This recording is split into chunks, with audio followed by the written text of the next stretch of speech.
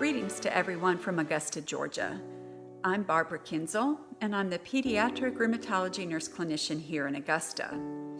So how are we doing with the COVID virus? Well, in Augusta, we're not doing too bad. We do have a lot of cases, and we do have patients in all of our area hospitals.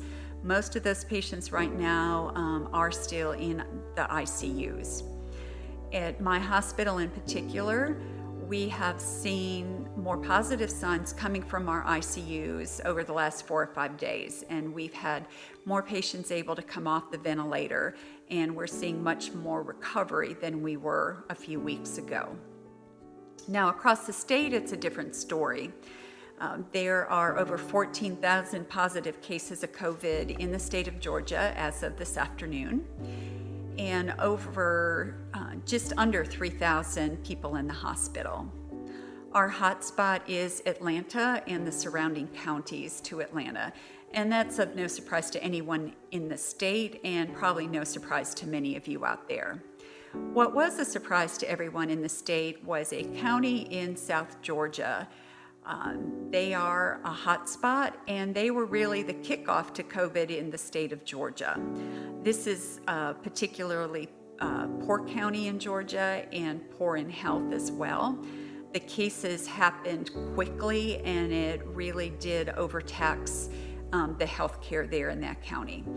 Our hospital over the last several weeks have received several patients from South Georgia in an effort to help relieve their system, but also to provide more intensive treatment for those patients. The peak of cases here in Georgia was supposed to have occurred Monday of this week, and that didn't happen. So new projections are showing that our peak is not going to be until the end of April or the beginning of May. So as many of you may be starting to see light at the end of your tunnels, we are still preparing for the worst. Our hospital in particular implemented the next phase of its surge plan, and that is getting closer and closer to home for me. So we have emptied out one of our pediatric floors and have converted that to an adult unit. And our pediatric ICU is also in the process of being converted to an adult ICU. Because our outpatient clinics have really gone more to telemedicine right now. Many of the outpatient pediatric nurses are being reassigned to these new adult units. So they're in the process of getting their adult orientation this week, and we expect those 2 new units to be full of adults within the next several days. So we don't have a lot of positive news coming out of Georgia. A lot of emotional upheaval amongst the nursing staff, a lot of stress, a lot of uncertainty, a lot of things that many of you are feeling out there, whether you're directly taking care of COVID patients or you're trying to manage your rheumatology patients via telemedicine or by phone. It's a very uncertain and stressful time. So what do we do with all of that? Well, I've thought long and hard, and I had very encouraging words planned for you. And after some disappointing news today, with our peak now several weeks away, I decided it was time for some good news. And in midst of all this emotional upheaval, a good laugh is always good for the soul. So I would quickly like to share with you 2 things.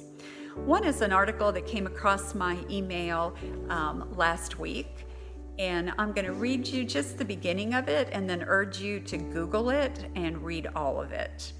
The title of the article, CDC urges public to abstain from breathing for the next 2 weeks.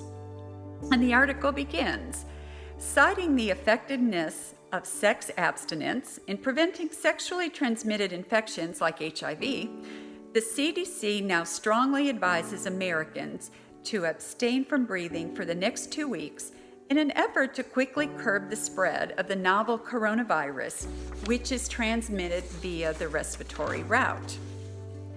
I'm afraid that social distancing and travel bans are not enough, said CDC Director Robert Redfield, adding that preliminary research on the virus indicates that the best way to avoid infection is simply not inhale. So please Google that and finish that article. The next thing I would like to share with you, and many of you may have seen this on social media or on the news today. This is in regards to a 93-year-old woman in Pennsylvania who, of course, has been sheltering at home for many, many weeks.